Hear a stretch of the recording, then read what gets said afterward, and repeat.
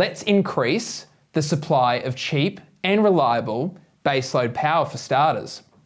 Let's also wind back social welfare and this dependency on government. There are jobs galore in this country, but no takers. We must ask ourselves why that is. The Sunday Mail columnist Peter Gleeson got it right when he wrote, quote, "Why would anybody want to drag themselves out of bed, stand on their feet all day to cut people's hair, albeit for good money now, when they can continue to bludge off the public purse," unquote. He went on, quote, "The big challenge for Australia is not wages growth, it's actually getting people off their backsides to work," unquote. Spot on, Gleeso. We don't have a skills shortage in this country. That's fake news. We have a manpower shortage. The people are here already, but the past 2 years has destroyed work ethic. My next guest is the Liberal Senator for Western Australia, Michaelia Cash. First elected in 2007, she was the Attorney General and Minister for Industrial Relations in the previous Morrison government. Prior to entering Parliament, Senator Cash was a senior lawyer at law firm Freehills, practicing employment and industrial law. She holds an honours degree in law from the University of London and a Bachelor of Arts from Curtin University in Perth.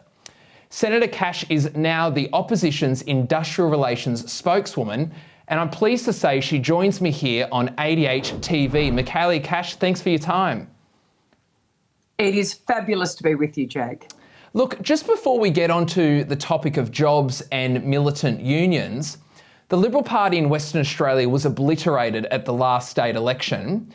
We just had a federal election where the Liberals lost as well. But how do you grow both the Liberal Party and the National Party in WA when both leaders are from the same state and both of their deputies are from the same state? Wouldn't it make sense to have you, a senior WA Liberal, as deputy leader?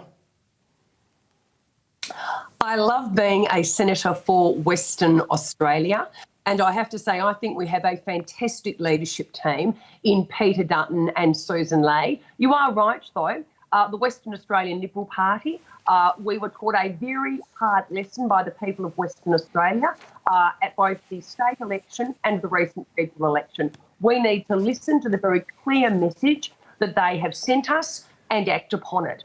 But I have to say, having Peter Dutton as the leader and Susan Ley as the deputy leader, people are absolutely energised, in particular in terms of the policies that we are going to be taking forward. And just to pick up what you said in your editorial, because you are right, what do Australians want from the Albanese government? Well, Jake, you and I know, but 2 hours ago, we saw the Reserve Bank lift interest rates yet again. Australians are facing the prospect of life getting even more expensive under the Albanese government. And yet after the summit that they had last week, what have we seen? We have seen a capitulation to the ACTU and literally the promise to legislate industry-wide bargaining, which, as you and I know, it will shut down the economy. So much for the P word, productivity. It is going to be non-existent under the Albanese government.